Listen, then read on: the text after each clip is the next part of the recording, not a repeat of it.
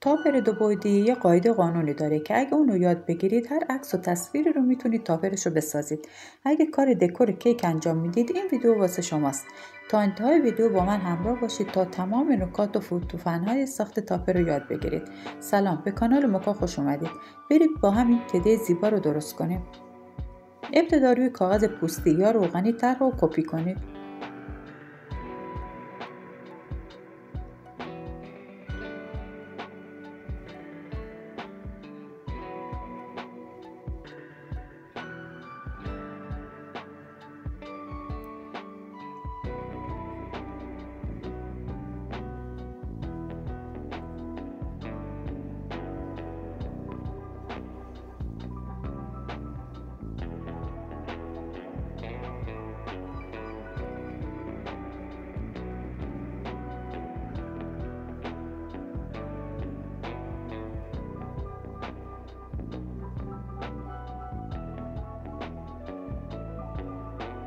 طرح و قسمت پشت کاغذ هم انتقال بدید.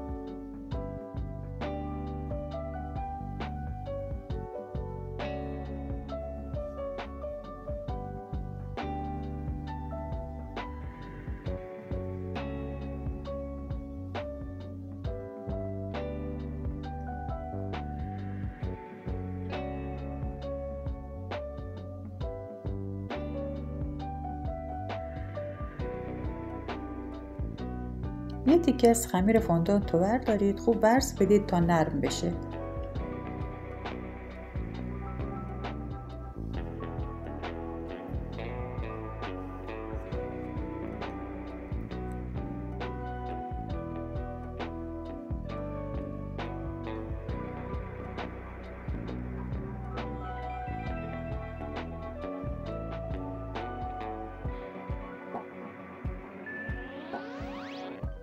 یه تیکه کوچیک در بیارید، روی سطح کار بکشید تا پرس‌های سطح کار رو بگیره و وارد خمیر نشه.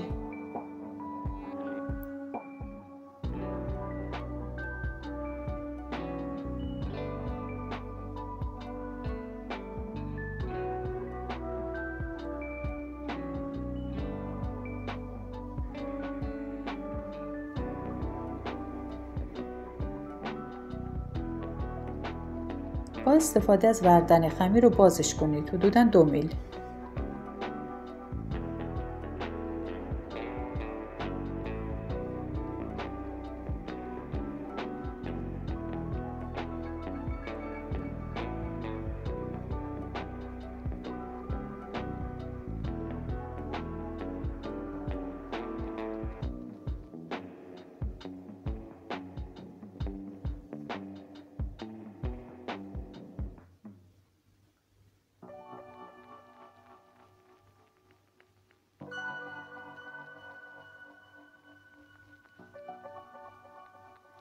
کاغذ رو روی خمیر می‌ذاریم و با انگشت فشار میدیم تا خط‌ها روی خمیر بیفته.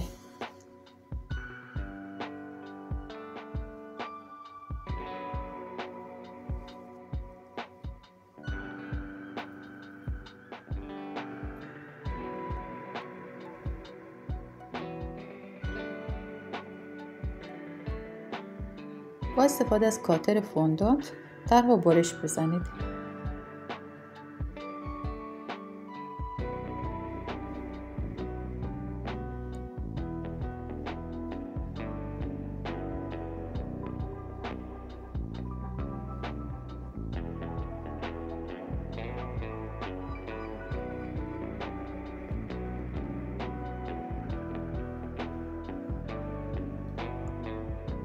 خمیر رو روی یه زیرکیکی قرار بدید تا بهتر بتونید کار کنید باش.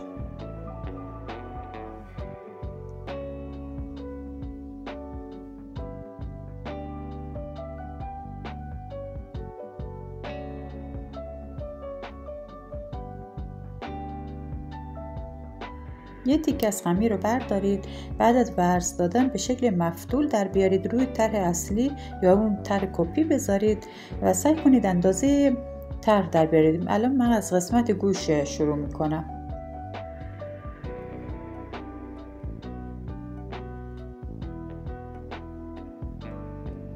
خمیر روی گوش قرار میدیم و به اندازه گوش با کاتر گوشش رو در میاریم.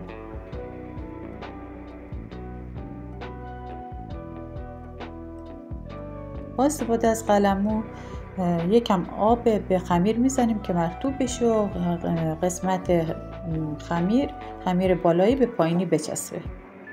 با استفاده از ابزار قاشقی خمیر رو از قسمت داخل به مرکز هدایت میکنیم و میکشیم به طرف پایین تا به سطح خمیر بچسبه و یه جوری محو بشه و جزئی از خمیر پایینی به حساب بیاد. از قسمت پشت هم همینجوری به طرف بیرون میکشیم تا اون قسمت تیزی که کاتر خورده دیگه دیده نشه.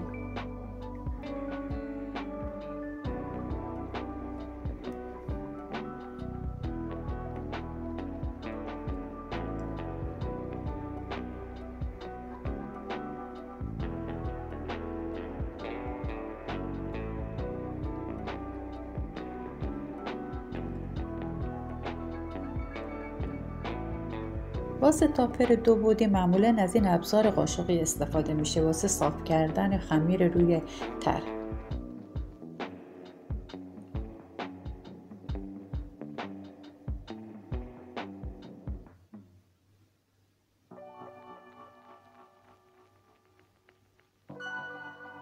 این قسمت هایی که بریز زدیم و کاتر زدیم هم صافش میکنیم با این ابزار قاشقی.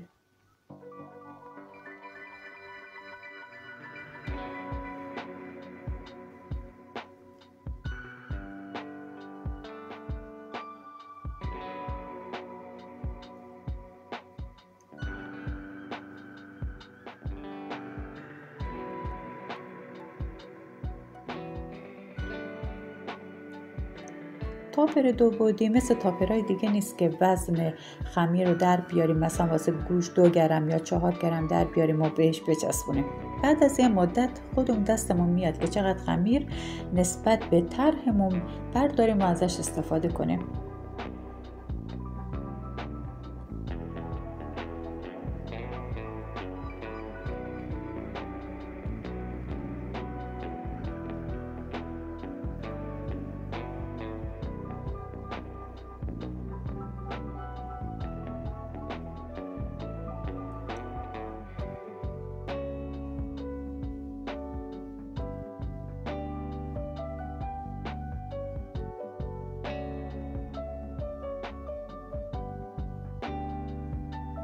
گوش دوم هم مثل اولی یک خمیر مفتولی در میارید و قسمت های اضافه و زیادی رو کاتر میزنید و روی طرح میچسبونید.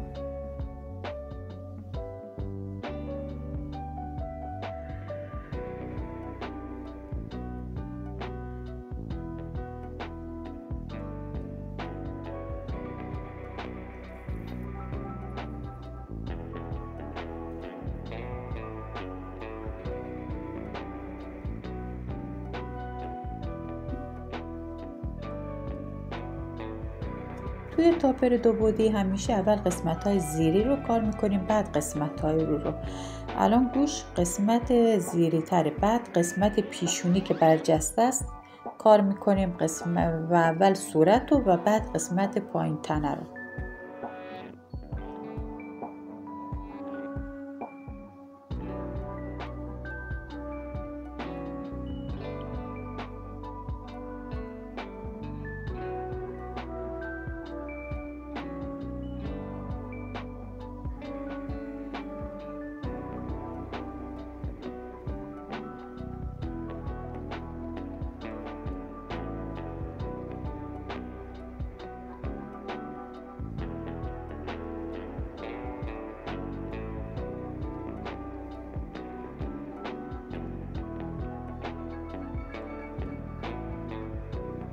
با استفاده از روغن کریسکو دستمون رو آغشته به روغن میکنیم و قسمت هایی که میخوایم صافتر باشه رو با دست فشار میدیم تا اون قسمت صاف و یک دست در بیاد.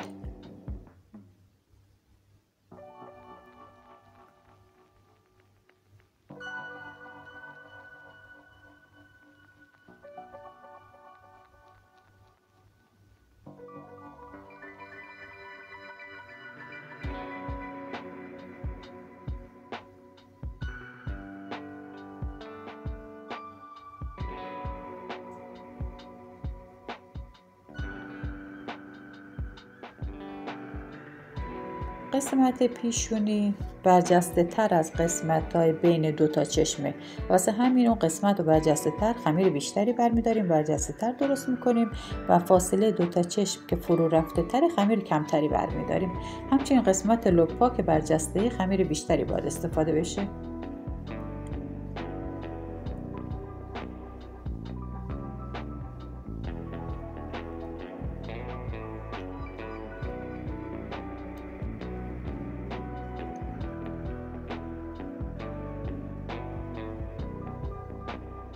یه تیکه خمیر برمیدارم واسه پیشونی و بین دو تا کف دسته خوب اونو برس میدم که خطا و اون چروکا و خطای ریزش همه محو بشه و روی طرح میذارم و بقیه قسمت ها رو به اون میچسبونم.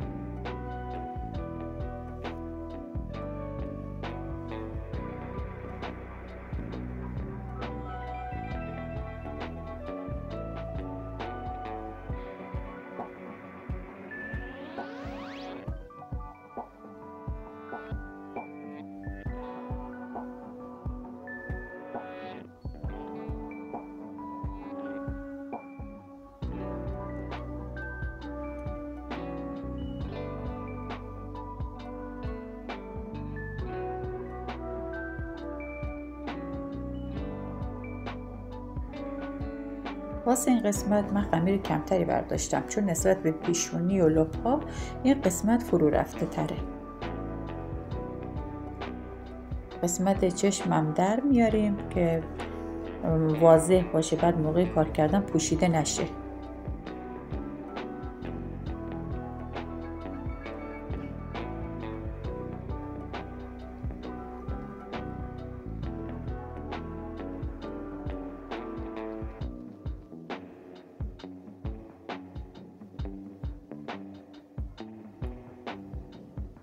این فاصله بین دو تا چشم خمیر کمتر و نازکتری میخواد.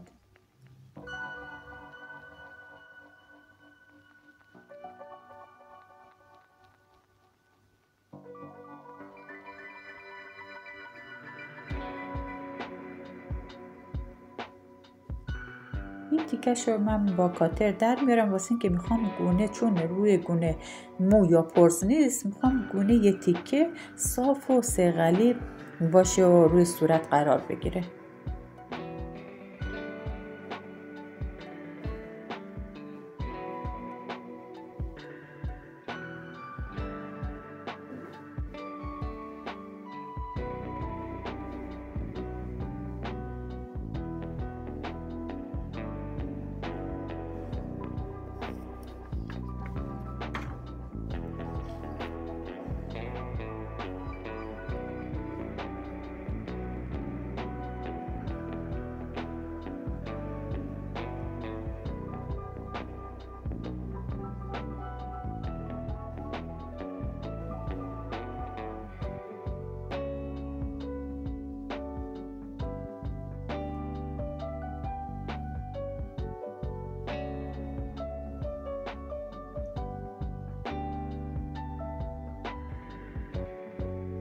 به غیر از پوزه تدی بقیه قسمت‌های صورت رو به هم میچسبونیم و بعد روی طرح اصلی انتقال میدیم.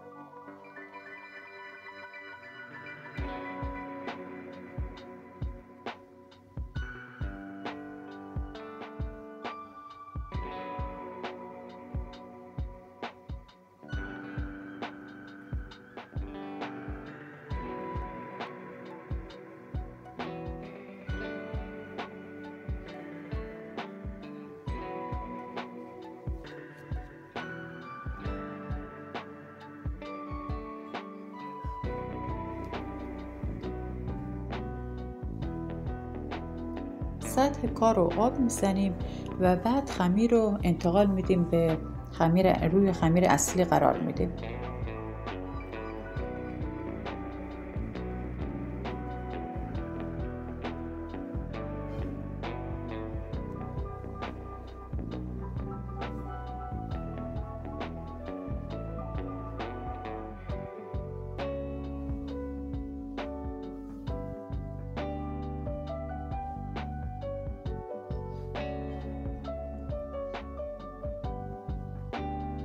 با استفاده از ابزار قاشقی همه قسمت ها رو فید میکنیم و از قسمت هایی که به هم وصل شده رو آب میزنیم و بعد محوش میکنیم تا این خطا از بین بره.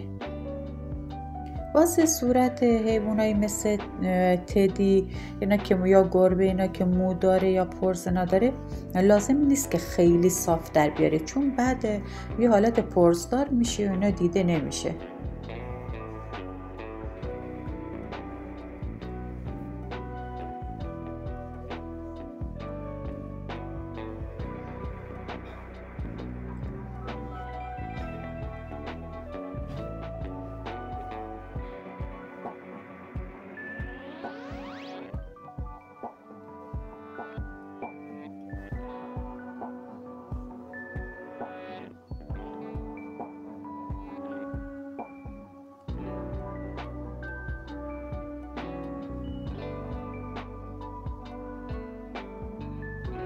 هر وقت حین کار دیدی قسمت‌های تخت به احتیاج به اضافه کردن خمیر داره، با استفاده از آب اون خمیر رو بچسبونید و با ابزار قاشقی اون رو سعی کنید محوش کنید.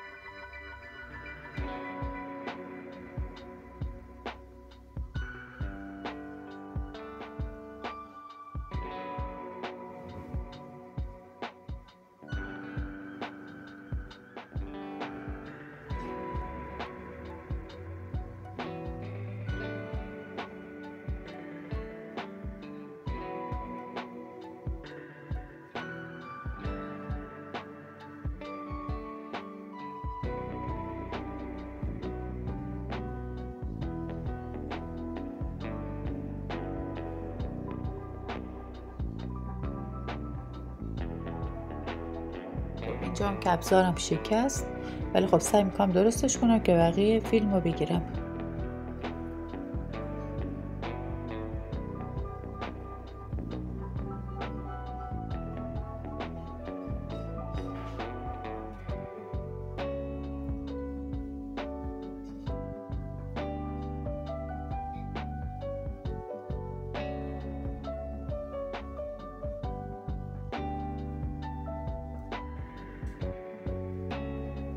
اگه تا اینجا ویدیو براتون مفید بوده، خوشحال میشم که لایک میکنید.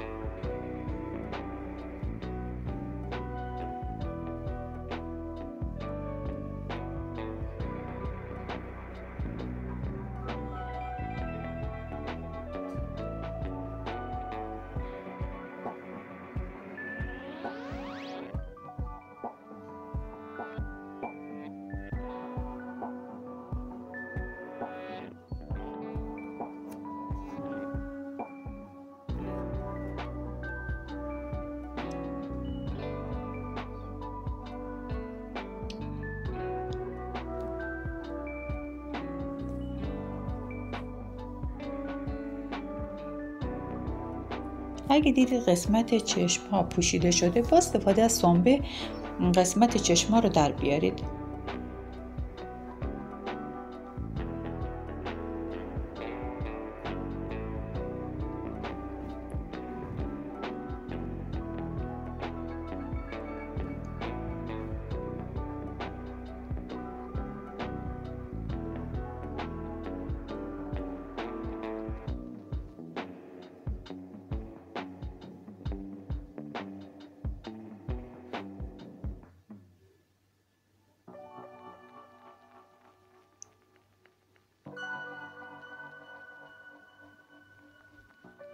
چون تایم به ساخت تدی واسه من طولانی شده بود، واسه همینه من تو 2 قسمت براتون این ویدیو رو آپلود میکنم.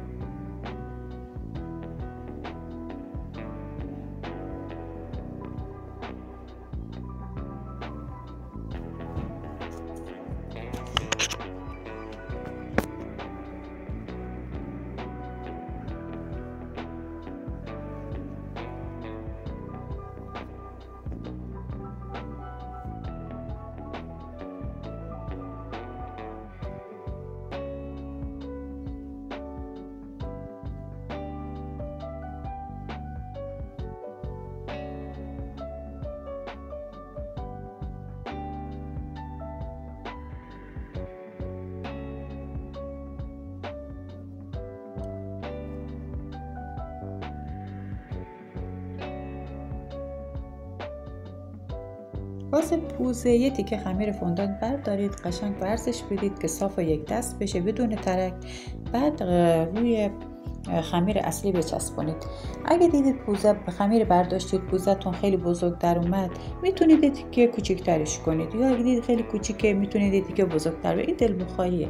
اینقدر اون خمیر رو روی قسمت تر قرار بدید تا اون اندازه اصلی تر در بیاد.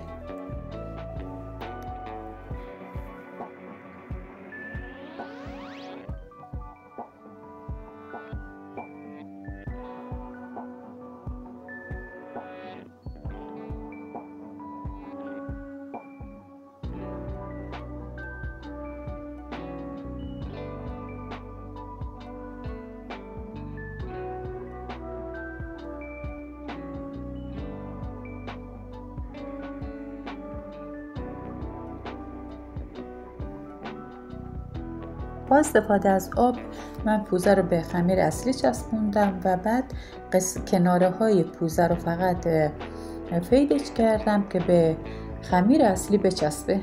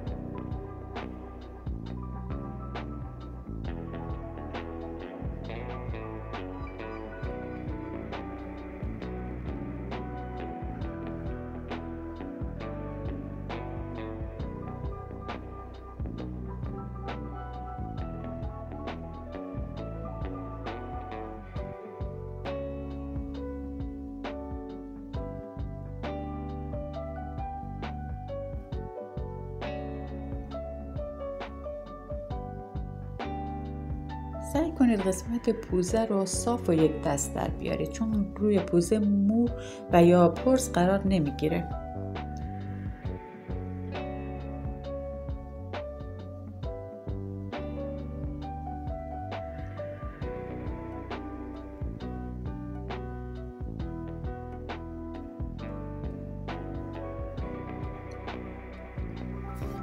ممنون که با من همراه بودید.